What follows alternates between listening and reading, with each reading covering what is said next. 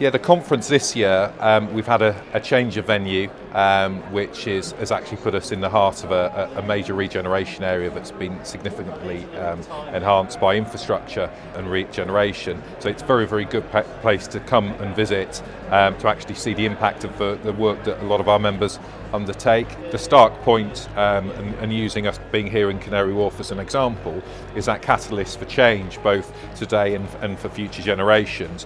But the key thing for me is being able to balance that in terms of the human impact that take place when there is major change on projects and people's lives are disrupted, and actually finding a way to make sure that those two things are balanced so that we are delivering the regeneration, we are delivering the infrastructure that the country wants and needs, but making sure that those who are impacted in that process are brought along and part and parcel of that, and make sure that we're treating them in the right way.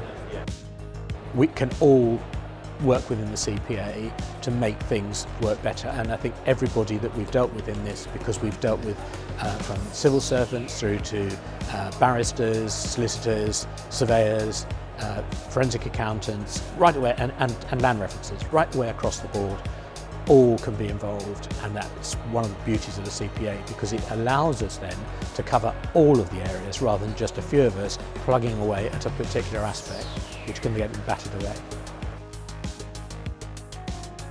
It has been a very busy year for the CPA this year. I think we've probably churned out more in terms of pages of consultation response than we ever have before. The working groups are very busy with a number of different tasks. We've launched the mental health report, which we've formally launched today at the conference, which has been the product of a lot of work by a lot of people through the working group. We've also held a very successful dinner, which we do every year, and we've also had a charity partner, which is Crisis, that we've been raising money for through events. So overall, it's been a very busy year. There's a lot of reform on the agenda, and that has created a lot of work, but also we've had the opportunity to get a lot more people involved in the CPA working groups than we have previously. Yeah, so I'm chair of the CPA Futures Committee. That's a committee designed, it's sort of like, it used to be the youth arm of the association, but it's really for those with 10 years or less experience. We try and provide a welcome, friendly introduction, and also a really good opportunity to network and meet fellow people when, if you are less than 10 years experienced, chances are you aren't going to know many people, and it provides a really good benefit that as you start to take on more cases, build your own brand within the industry, you might recognise people that you might have met at CPA Futures.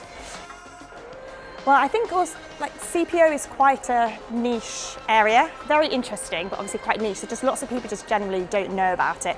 When you're going to university, if you're thinking what kind of job you want to do, whether it's law or another area, CPO doesn't naturally come to mind. And obviously we always need to have fresh minds coming through. So I think it's just very important to make sure that we are really telling people about the CPO world, what's so interesting about it, just because people don't know too much about it. And yeah, because we kind of always need to keep up the kind of generation of people that are coming through to help with all the new projects going forward.